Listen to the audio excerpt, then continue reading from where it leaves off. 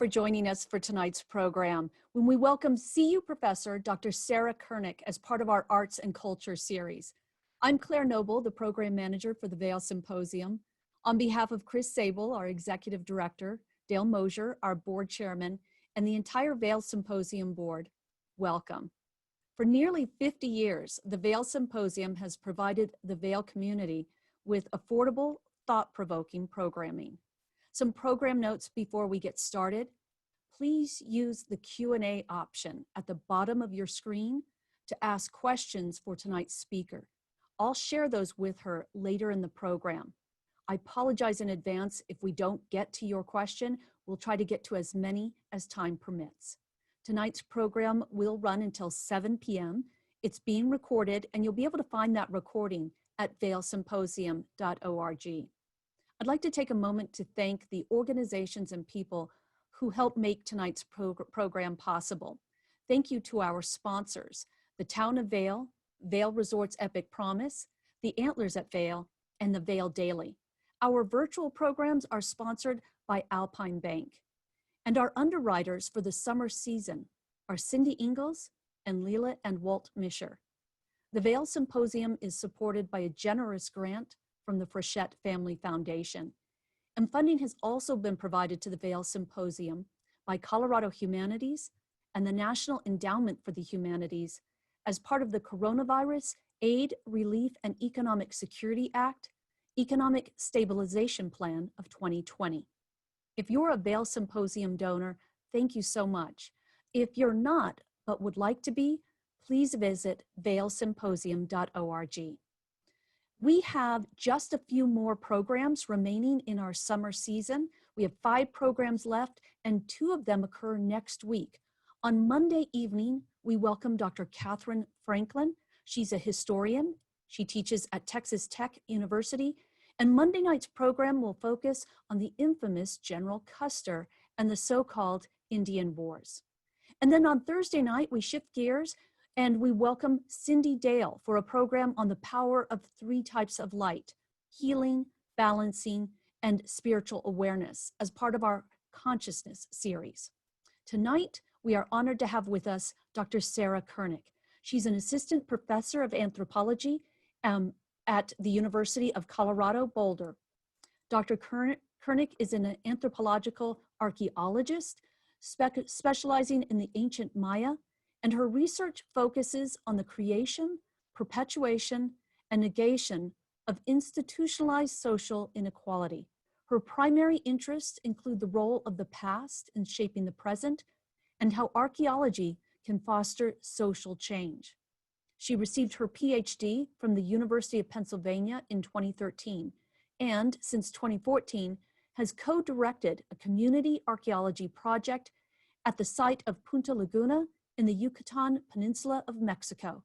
She has received grants from organizations including the National Science Foundation and the National Geographic Society. Her work has been published in several scholarly journals, including American Anthropologist and the Journal of Social Archaeology. Dr. Kurnick, we are so honored to have you with us this evening. Welcome and thank you. And I'll turn the program over to you. And when you're ready for questions, you can just invite me back in to share those questions with you. And just a reminder for our audience to please use the Q&A at the bottom of the screen to share your questions. Well, first, thank you to Claire and to Chris for inviting me to speak today and for organizing this event. And thank you all for coming. I really do appreciate your time and your interest. Okay, just give me 1 second to share my screen. I'm getting host disabled participant screen sharing. I'm sorry about that, Dr. Kurnick. We'll get that fixed for you here in just a second. Thank you.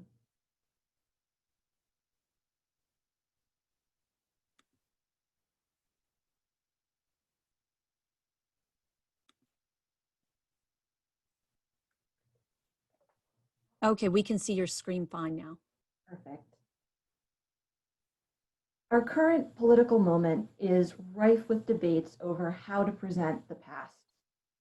Think of the discussions, protests, and even violence sparked by public monuments to controversial figures, people like Robert E. Lee and Christopher Columbus. Should these monuments be left as they are, put in museums, or destroyed? And what should happen to the protesters who deface these monuments? Should they be celebrated for helping debunk myths of white supremacy? Or should they be punished for vigilantism and lawlessness? What do we make of scenes like this? And here you can see the statue to Robert E. Lee on Monument Avenue in Richmond, Virginia, shortly after George Floyd was killed. And you can see both the graffiti that covers the base of the monument, as well as the words and image of George Floyd that are being projected onto the monument as well. Or think of the political vitriol surrounding how we teach American history in our schools. Last year, the New York Times Magazine began something called the 1619 Project. And the goal is to, quote, reframe the country's history by placing the consequences of slavery at the center of the national narrative. Just last week, I believe a week ago today, Donald Trump vowed to create the 1776 Commission. And this would be a national commission that would promote pro-American education by encouraging teachers to focus less on the negative aspects of history, things like slavery and racism, and instead to teach students patriotism, American exceptionalism, and the benefits of capitalism. For me, these debates about public monuments and history curricula suggest similar messages. First, the past is and always has been political. What we choose to remember and forget relates directly to current political concerns. And second, we need to consider who gets to present the past, who gets to choose the subjects of public monuments and the content of history curricula. Imagine how our understanding of history might change if it were told by the marginalized rather than by the powerful. And it's this specific question, how traditionally marginalized voices are changing our understanding of history, that I'd like to consider this evening. I am an archaeologist, and I study the ancient Maya. So instead of talking about American politics, which is quite the Pandora's box, instead I want to talk about Maya archaeology. And specifically, how might our understanding of the ancient Maya change if contemporary Maya peoples played a much more significant role in studying the Maya past? So this evening, what I thought I'd do is start by giving you a brief overview of the Maya and of Maya archaeology. Then I'll talk a bit about my own research at a place called Punta Laguna. And this is an archaeological site. It's a contemporary community, and you can see several of the community members here in this photo. It's also a spider monkey reserve, and there will be photos of spider monkeys. And it's relatively unique, and I would argue especially important, because it is a rare example of an ecotourist attraction that is owned and operated by an indigenous group. As I'll mention later, oftentimes tourist attractions are owned by multinational corporations, but in this instance, it's actually Maya people who are in charge of this particular tourist attraction. And then finally, I'll come back to the question of who gets to present the past and how archaeologists, tourists, and others can support marginalized groups who want to tell their own histories. So let's start with the Maya. Archaeology suggests that people first occupied the Americas sometime between about 15,000 and 20,000 years ago. Within the Maya area, this area within the red rectangle, the land currently occupied by Guatemala, Belize, portions of Mexico, including the Yucatan Peninsula, and the western areas of Honduras and El Salvador. The first evidence of human occupation comes about 12,000 years ago. And relatively recently, within the last decade, divers found and underwater archaeologists excavated the skeletal remains of a teenage girl from the Hoyo Negro Cenote in Yucatan. And her remains were found among those of now extinct animals like saber-toothed cats and giant ground sloths.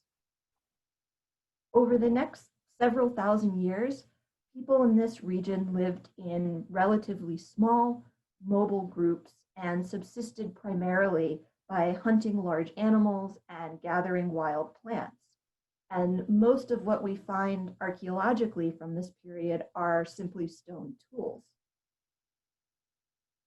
Around 1000 BCE, we start to see major changes, including the rise of maize-based agriculture, the establishment of many different political communities and permanent communities, evidence of social differentiation, and pottery. And we also see the emergence of a definitively and distinctly Maya culture, including a Maya art style that I'm guessing many of us recognize today as familiar. Once we get to about 250 CE, we see in fully developed form many of the things that the Maya are now famous for. So we see stela with hieroglyphic writing. And you can see here three different images of stela from different parts of the Maya world. My personal favorite is the stela from a site called Quirigua, the one that's in the center. Be sure to note the person who is standing at the bottom next to the stela for size comparison. So you can see how absolutely massive this particular stela is. And often these have both the images of a divine king and lengthy hieroglyphic inscriptions that talk about the king's genealogy, so who their parents are, who their grandparents are, and also about their achievements and their exploits, how many captives they've taken in war, and sort of how many katuns they've celebrated. Katuns are these 20-year ceremonies. So it's just sort of, here's who this person is and all the things that they've accomplished. So we see divine kings with royal courts. There's an intricate calendar. And as was actually came up in the pop quiz at the beginning, the calendar became particularly famous a few years ago during the 2012 Doomsday Prophecy phenomenon. Many people suggested that the Maya had predicted the end of the world in 2012. There was even, I think, a John Cusack blockbuster disaster movie called 2012. Actually, the Maya didn't. This is incorrect, shockingly. But the sort of calendar is incredibly accurate and complex. And then we also see the development of a complex creation mythology known as the Popol Vuh. And this is a scene from it here. And much like the Genesis narrative in the Judeo-Christian worldview, the Popol Vuh describes the creation of the universe and explains how people came to inhabit it. Over the next several hundred years, populations increase, cities grow, and divine kings accumulate more and more power until about 900 CE, when things change pretty dramatically. At this point, most of the cities in the southern Maya area are abandoned. This is what's commonly referred to as the Maya collapse. And this was due to a combination of factors, including environmental change like drought, overpopulation, increased warfare, disillusionment with leaders, and with the system of divine kingship. I know some of these causes might sound ominously familiar to us at this particular moment. But I would suggest that calling these events a collapse is a bit misleading. Maya centers in the north continued to thrive and continued to prosper. And actually places like Chichen Itza and Uxmal, two sites that are among the most visited archaeological sites in Yucatan, both reached their heyday during this so-called collapse. And then we start to see even more changes.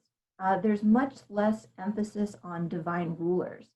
And instead, after 900, we see the rise of a middle class and a new emphasis on economic production and trade, particularly in utilitarian goods. Communities invested less labor and resources in these grandiose temples and pyramids, and much more time and effort into economic infrastructure. So much more utilitarian things like warehouses and port facilities. And as we all know, in 1492, Columbus sailed the ocean blue, and 1500 marks the approximate arrival of the Spanish and the beginning of the conquest and the colonial period. This period was brutal. There's no other way to say it. And in many instances, Maya peoples were forced into slavery. Many of you may have seen this news story, which came out about a week ago. So this is very recent. It was on CNN and in the Washington Post. Mexico identifies submerged wreck of Maya slave ship. And this is actually a underwater archaeologist found the remains of a ship called La Union. And this was a slave ship that would transport Maya peoples from Yucatan to Cuba and to be sold into slavery in Cuba, where they were forced to work in sugarcane fields. But I think that this time period is often perhaps not considered completely. And it's also important to know that this was a period of resistance and rebellion. The caste war, for example, an event that generally does not make it into our history books, began in 1847 when Maya people in Yucatan revolted against the European descended population and came very close to overthrowing them. So we tend to hear mostly about things like enslavement and the brutality, but also know that the Maya were resisting, revolting, and rebelling, and that the conquest of the Maya was not quick, it was not complete, and that actually there are still some Maya people who believe that they are still resisting colonization by European descended populations. Today, the Maya are a diverse group of 6 to 7 million people who have cultural, linguistic, or economic ties to the ancient Maya. Cultural, linguistic, or historic ties to the ancient Maya. And it's really unbelievable how often people think that the Maya have vanished, that they are dead and gone. But that's not true. The Maya are very much still here. So that's sort of Maya history in a nutshell. A second question concerns how archaeologists and others, explorers, for example, have studied the Maya. And we can look very briefly at the history of interactions between Maya peoples and archaeologists and others who are interested in studying the ancient Maya. And I apologize for the grainy nature of this photograph, but it's quite old, and hopefully it's still useful. So the very earliest explorers in Mexico and Central America just marveled at the region's ancient cities, but at the same time, they disparaged the contemporary inhabitants. So to give you one example, in a 1927 account of a survey of the east coast of the Yucatan Peninsula, Gregory Mason, who you see pictured here, described the archaeological sites as splendid and lovely, but the local people as ignorant and as an unfortunate but necessary part of fieldwork. He lamented that, quote, "Again and again, we have reached a ruin only to have an Indian appear as if by magic and keep a close eye on us until we had finished our work." And be sure to note the caption on this photograph, "Spindon and Mason before the remains of a fisherman's shrine, a small thing, but our own." A few decades later, members of the first large-scale projects in the Maya area emphasized their collaborations with national governments, but rarely mentioned contemporary Maya people. And at least some thought the Maya to have existed essentially in the past. One famous Maya archaeologist, who you see pictured here, wrote of the need to, quote, "rescue the city of Tikal for our edification by whatever means we have. It is old. It belongs to a people whose culture, for the most part, died long ago. If its history and that of its makers have bearing on today, it lies most likely in the causes of civilization and those factors, both natural and human, that made it die."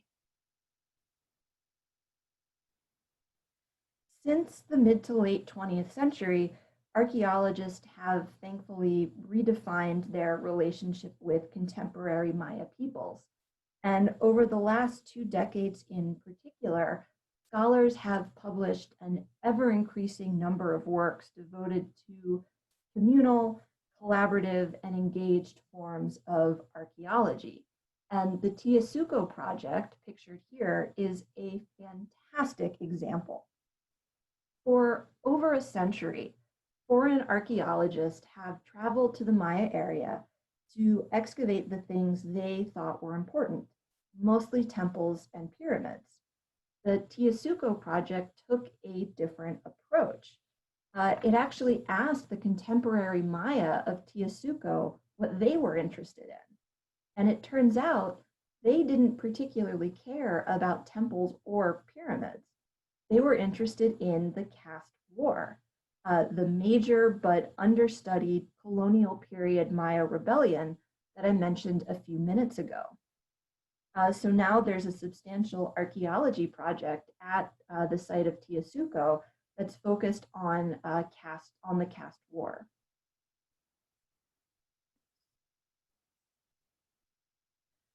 In my own research, I try my hardest, like the archaeologists at Tiasuco, to work with and for contemporary Maya peoples to study the Maya past. In other words, I do my best to practice something called community archaeology. This is archaeology with, by, and for local, often descendant, often indigenous, and often marginalized groups. And I do this at Punta Laguna. So Punta Laguna is located in the Yucatan Peninsula of Mexico, about 20 kilometers northeast of Coba.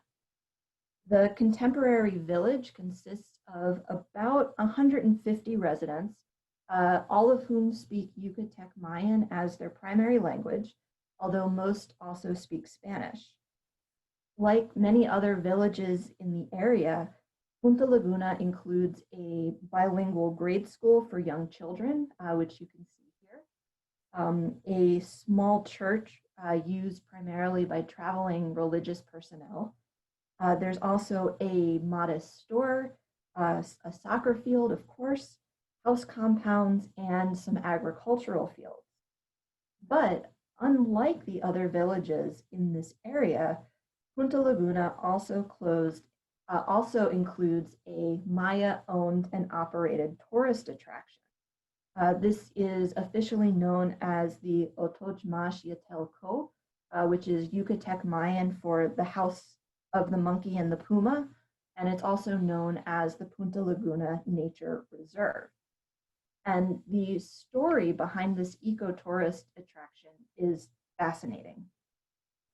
In the 1960s, Maya gum tappers from a nearby town founded Punta Laguna in an area of biologically diverse old growth forest. This environment sustained trees from which to extract gum, which is what drew the gum tappers, and it coincidentally supported a considerable population of wild spider monkeys. And also contained an archaeological site. In the 1980s, tourists began visiting Punta Laguna to see the spider monkeys. Community members then began offering and charging for tours of the area. They began to cut paths through the jungle so that they could lead the tourists down these paths and find and then show them the spider monkeys. Soon after, especially when this proved to be profitable, community members began advocating for the protection of the spider monkeys, their habitat, the archaeological site, and they successfully petitioned the Mexican government to designate the land as a federally protected flora and fauna area, kind of like the equivalent of a national park in the United States. Punta Laguna residents then founded a cooperative to manage a ecotourism venture that includes, but it's not limited to, viewing these spider monkeys. The archaeological site of Punta Laguna is located primarily within the nature reserve. And it includes a number of features. So there is a cenote.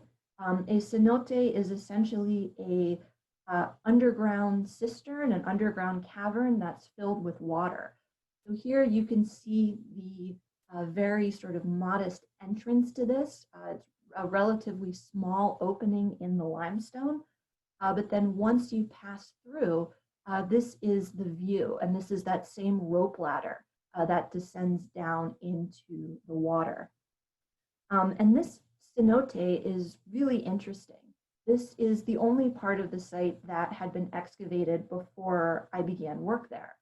And it was excavated in the 2000s by a group of Mexican underwater archaeologists. And they found the remains of at least 120 ancient Maya individuals. So it turns out that this cenote was the final resting place for numerous individuals during ancient Maya times. There are also several stela, although much smaller and much more plain than the ones I showed you images of a few minutes ago. There's a series of caves, and they're the remains of over 200 structures, 200 mounds. These mounds range in height from just above ground level to about 6 meters, and they include 7 miniature masonry shrines. That's what you're looking at here. These are one-room buildings that span no more than a couple meters in length, width, and height. And several of these things are still standing. So this shrine has not been reconsolidated by archaeologists. It was likely built around 1400 or so and is still standing as the Maya left it. And although these structures are somewhat common, their function and use remains debated. Why build a structure that's too small for a person to enter? They're probably associated with certain ceremonies, but the first Europeans to see these shrines thought that they were evidence of a lost group of very small people. And ceramics and radiocarbon dates, we actually sent in 2 human teeth from a burial for radiocarbon dating, suggest that the site was occupied continuously with ebbs and flows from about 600 BCE to about 1550 CE. So today, tourists visiting Punta Laguna can walk with a local Maya guide on trails through the jungle to search for spider monkeys and archaeological structures. You can actually rappel into the cenote. No damage is done to the skeletal remains resting deep below the tourists on the cenote floor. And it's a very memorable experience. The guides will take tour groups into the cenote, descend down the rope ladder, and then when they're swimming in the cenote, that's when they inform them that there's actually the remains of 120 people below them. So that's tends to be a very memorable aspect of the tour. You can also ride a zip line across this crocodile-infested lagoon and go for canoe rides. You can also buy crafts like needlework and jewelry from local artisans. Another highlight is that tourists can participate in a Maya purification ceremony led by one of the village shamans. This is Don Serapio Canul Tep. And you can see that he's holding a small ceramic incense burner, and then the white plumes of smoke are copal incense. So it's basically incense from the copal tree. And this is around a traditional altar. Oftentimes, gourds are used in place of like plastic bowls. And visitors get to drink a non-alcoholic version of something called balche, which is a ritual drink that's made using the bark of the balche tree. And I should mention that all of this is extremely fun. And once the pandemic has passed, I do encourage everyone to visit. So I've been working with and for residents of Punta Laguna since 2014. Community members are extremely knowledgeable about the spider monkeys.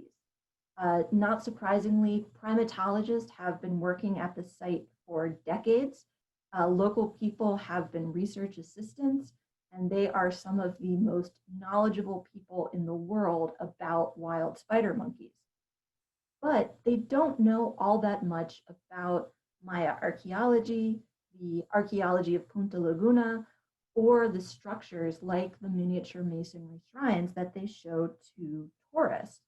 And so we've been working collectively to document and better understand the site, in part so that guides can provide more comprehensive tours to visitors. So far, we've completed a systematic site survey. This involved using machetes to chop through dense vegetation and being stung by lots of wasps, and made a series of site maps. So this is an overhead view. You can see the lagoon in the center. The modern town of Punta Laguna is off to the right. And then in yellow are the outlines of all of the different structures that we were able to document. So we covered, I believe it was 209 hectares and documented over 200 structures. We've also excavated at 6 different sites around the lagoon. And here's just a photo here of what one of our excavation units look like. And using the data we've collected, we've been able to determine the site's history of occupation, as well as the function of several of the mounds. We've also worked collaboratively so that the current residents of Punta Laguna can play a significant part in the study of the ancient Maya and also benefit financially from the popularity of Maya history and culture.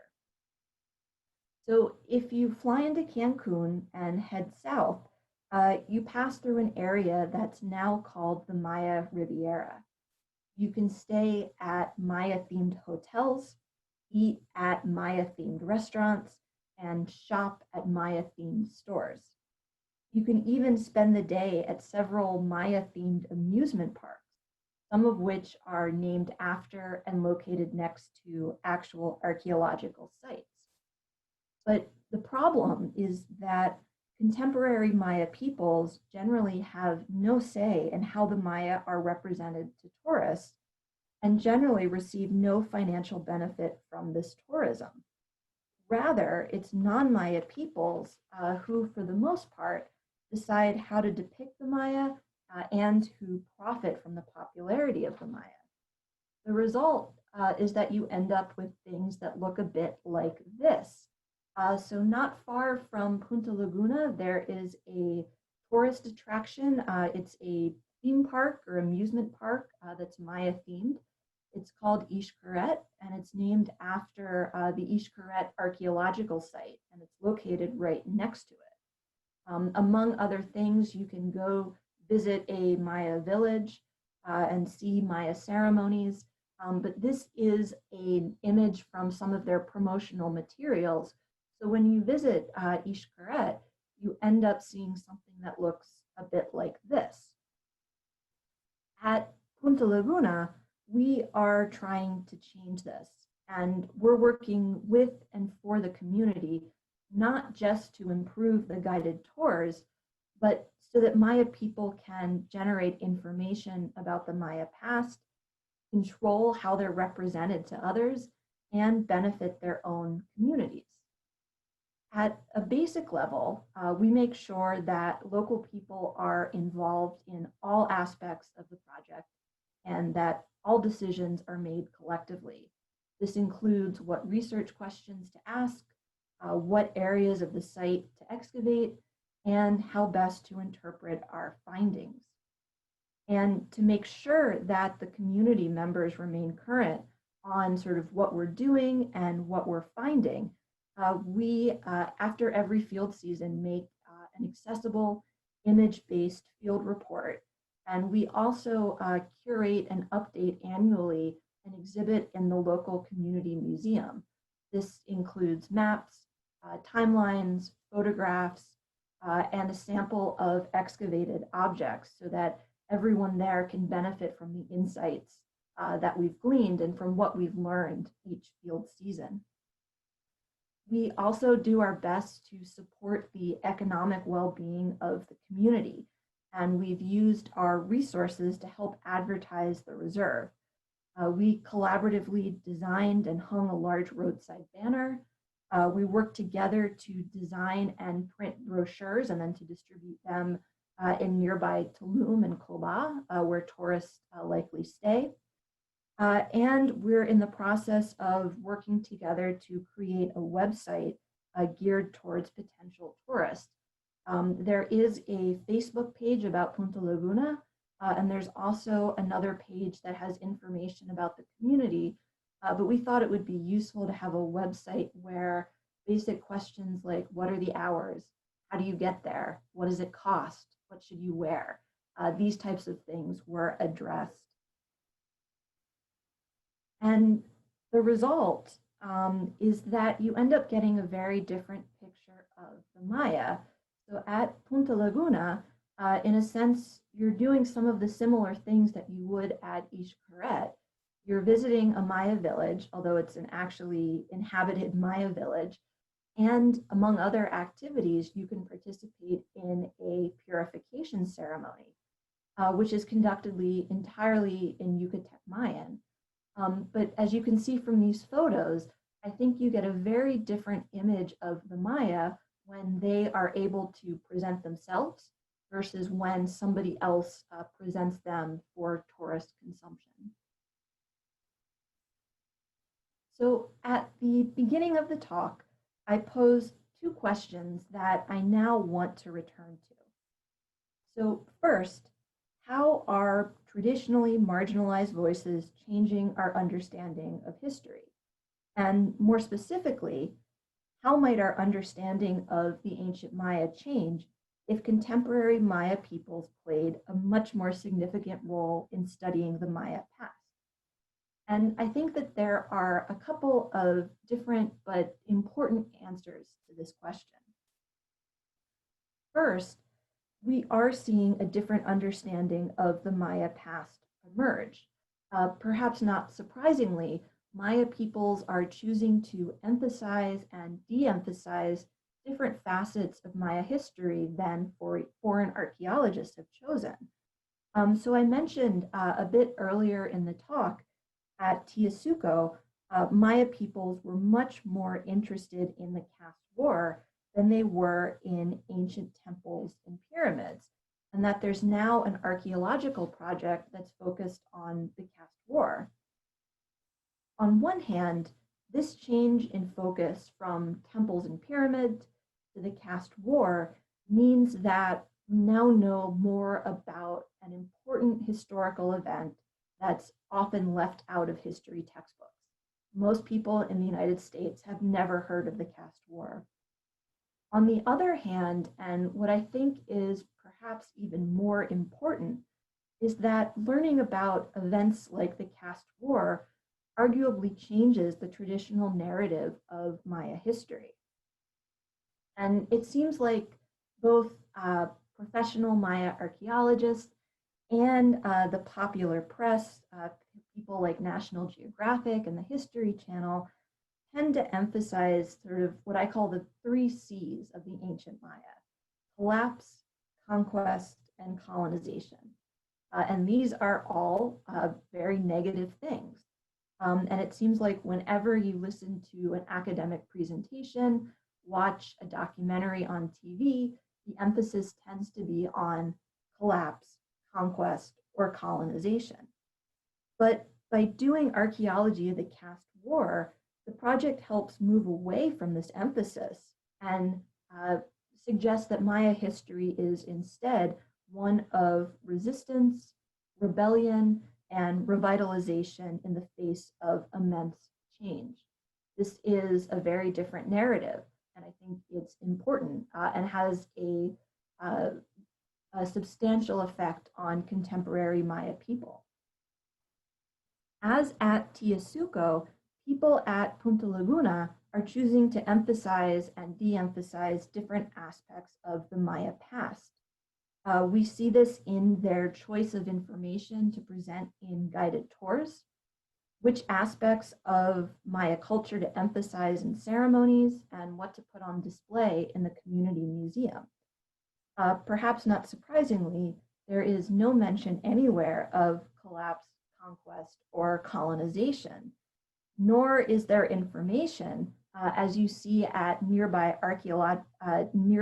attractions run by non-Maya peoples like Xcaret, about things like traditional Aztec practices or regional Mexican dances. Instead, the tours and the museum include information about Yucatec Maya religious practices, traditional medicine, and daily life. And second, there are economic implications associated with who gets to present the past. Presenting the past is a big business. Just think of the revenue generated by tourists visiting Cancun and the Maya Riviera each year, from stays at hotels, meals at restaurants, and admission to archaeological sites, parks, and museums. Unlike at many other tourist attractions in Yucatan, at Punta Laguna, Maya peoples not only decide how to represent themselves and their history to tourists, but they also earn money from doing so. They charge tourists for guided tours, earn tips, they sell crafts and refreshments. So by presenting their own past, Maya peoples at Punta Laguna are actually increasing their income. And again, this is significant for a group that has traditionally been marginalized economically, as well as socially, academically, politically. So I've talked a bit about the Maya, about Maya archaeology, about Punta Laguna, and more broadly, the question of who gets to present the past and why this matters. I want to finish up by considering briefly what archaeologists, tourists, and others can do to support marginalized groups who want to tell their own histories. Archaeologists need to continue practicing community archaeology, archaeology with, by, and for local groups. For me, at least, the more inclusive and engaged the discipline becomes, the better. And for me, one important goal of doing archaeology is to facilitate those who want to tell their own histories. More generally, I would encourage everyone when traveling after the pandemic, of course, to patronize attractions owned and operated by local groups. In addition to getting a unique and often more accurate experience, you can help ensure that local peoples are profiting from the popularity of their own cultures. And finally, the next time that you're at a museum that's displaying artifacts from indigenous groups, ask if those groups were consulted about the display. If you're at an archaeological site, ask what role local descendant groups played in the excavation and interpretation of the site. Ask who ultimately gets the admission money. Or the next time that you're visiting a Civil War battlefield or monument, ask about the involvement of the descendants of enslaved people. These are all questions that I think we need to be asking. And overall, I think we need to think about the past differently. We need to realize that narratives about the past are really narratives about the present, and do what we can to be more inclusive and to ensure that previously marginalized voices are heard clearly. So thank you all very much for your time, and I am happy to answer any questions. Thank you so much, Dr. Kurnick. And we do have a number of questions, and I'll try to get to all of those if we have the time. I want to put together two questions because two people have asked that we revisit the cenote. And Andy and Lynn Kaufman are asking about, does the finding of underwater ancient Mayan sites suggest that the area was previously not underwater? So what is the explanation for this area being underwater at this time? And then Doris Dutton is asking about the skeletal remains. Were these remains of a particular gender, a particular age, or were they able to make a determination about the gender and age of the remains? Those are both really good questions. Thank you for asking them. So the cenote, you're walking along the limestone on bedrock at ground level. The cenote is currently and was also in the past a hole in the ground that was filled with water. And so it was filled with water when the ancient Maya used it, and it's currently still filled with water today. And for the Maya, cenotes, these sort of holes in the ground, were often considered sacred and symbolic places. They were often entrances to the underworld. In Maya cosmology, much like in the Judeo-Christian worldview, there was an underworld known as Xibalba, the sort of human realm where people lived, and then an upper world. And one way of dealing with human remains was to send them sort of back to the underworld and to put them into a cenote, and therefore literally and figuratively sort of put them back into the ground and sort of give them back to the underworld. So that is part of why. In terms of who was, whether it was adults or children or men or women, there is a bioarchaeologist who's done this detailed study of the remains. They're not particularly well preserved, so they were not able to answer all questions. But one of the most interesting things is first that there's no evidence of violence. Sometimes people might think that this was the result of a war, for example, and after the war, perhaps the defeated side was put into the cenote. That's not it. But what you see instead are modifications, especially to the skulls, that suggest these human remains were from revered ancestors, and that they were in use for an extended period of time after the person died.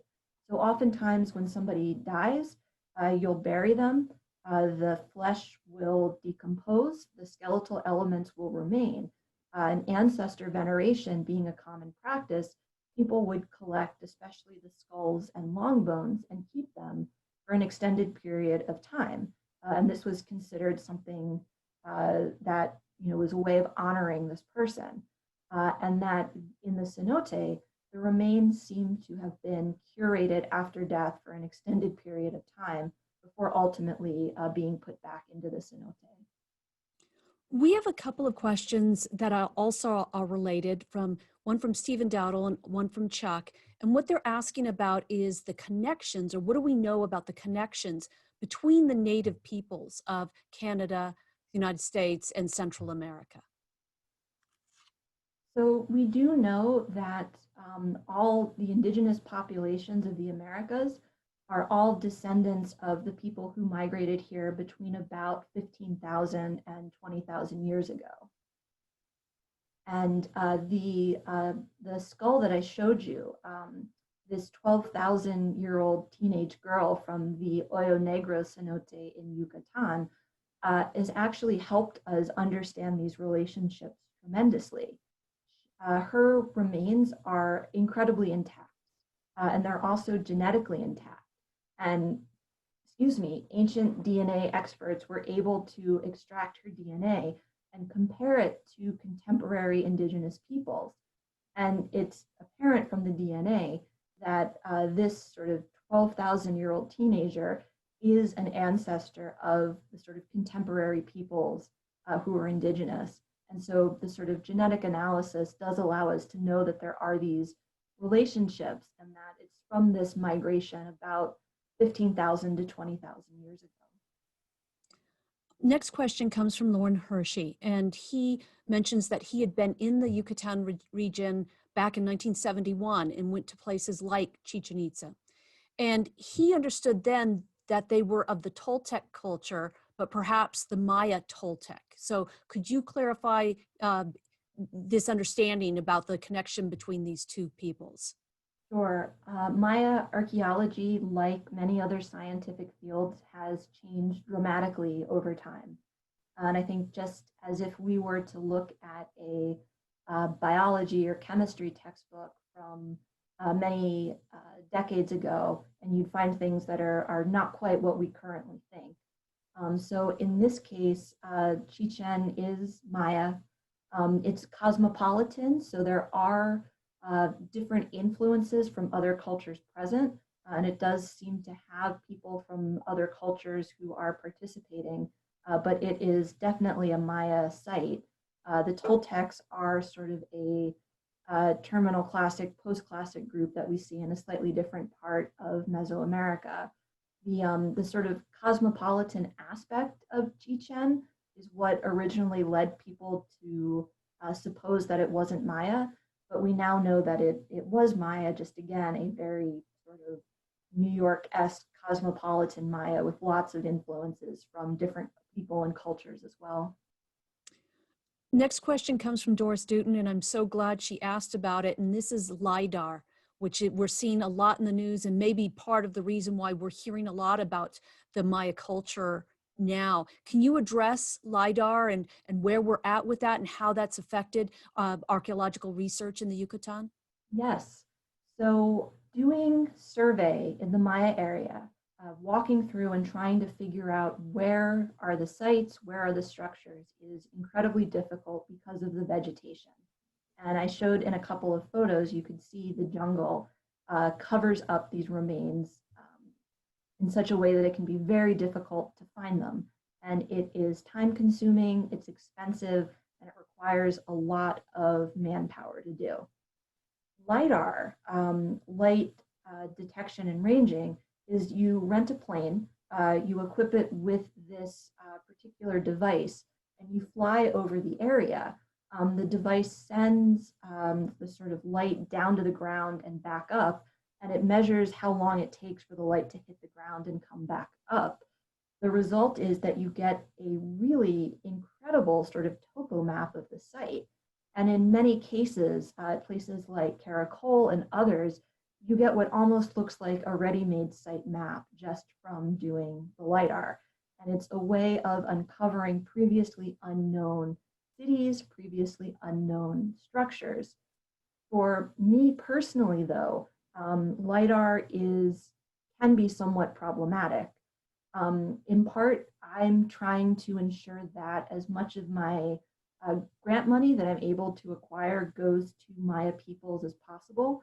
And so one of the reasons that I like doing the traditional survey is simply that I get to work with and pay local community members. And we get to go out into the jungle every day and talk about archaeology. It would be a very different dynamic if I rented a plane and hired a pilot and then sort of analyze this data. So that results in less community participation.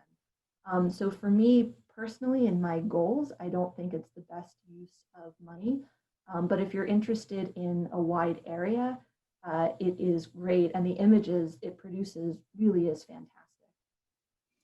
Since you brought up the DNA of the found individual from 12,000 years ago, I'm going to ask a DNA question. I know it's a little bit outside of your lane, but I'm in the middle of the book Sapiens by Yuval Noah Harari, and he talks about the findings in recent years of Northern Europeans having a very small but some Neanderthal DNA in our genome. And I'm wondering if there have been any surprises in the Maya genome, in the DNA for the Maya. And oh, as a related one, I'm guessing then that there are people in Cuba today who have Maya DNA because of this slave trade between Mexico and Cuba. So the Neanderthal DNA is exactly right. I actually think that there are some companies, I don't know if it's 23andMe or Ancestry or which ones, but some of them actually have a category for Neanderthal. So you can get your percentage of Neanderthal DNA were you to participate in this. And that has been a bit of a surprise because for a long time, archaeologists thought that Homo sapiens and Neanderthals did not interbreed. So that's been a bit of a surprise. In terms of genetics related to the Americas, I don't think we've had anything of quite that level of surprise. So far, it's been more or less what we've expected. So yeah, I can't think of anything. I mean, we've sort of gotten better over time and learned more, but I can't think of anything that's quite as sort of revolutionary as finding Neanderthal DNA in humans. And then I'm sorry, what was the second? That there are people in Cuba today who are descendants of these Mayans who were abducted and sold into slavery. So I don't know if that's true, but it might be difficult to find in part because people who were brought over simply to do slave labor likely would not have lived very long, may not have had full families, may not have reproduced to the same degree as other people in Cuba might have. And so it would not surprise me if there were Maya DNA there, but I'm not expecting it to be a particularly large percentage, in part just because the Maya slavery in Cuba did not last for all that long. And sadly, I don't think the people who were transported there lived sort of full lives and had lots of offspring. Well, that takes us right up to the 7 o'clock hour. So I want to thank you, Dr. Kurnick. I want to thank our audience for joining us tonight, but also sharing some really great questions that I think, I hope you enjoyed. I definitely enjoyed them. They took us down a few other paths that made this very interesting. Again, if you're a donor to the Vail Symposium, we really appreciate that and thank you. If you're not and would like to be, please consider visiting vailsymposium.org and donating. And I hope you will join us for one or both of our programs next week. We have a program on Monday night, which is a history program, and then a consciousness program on Thursday evening. Thanks to all of you and good night.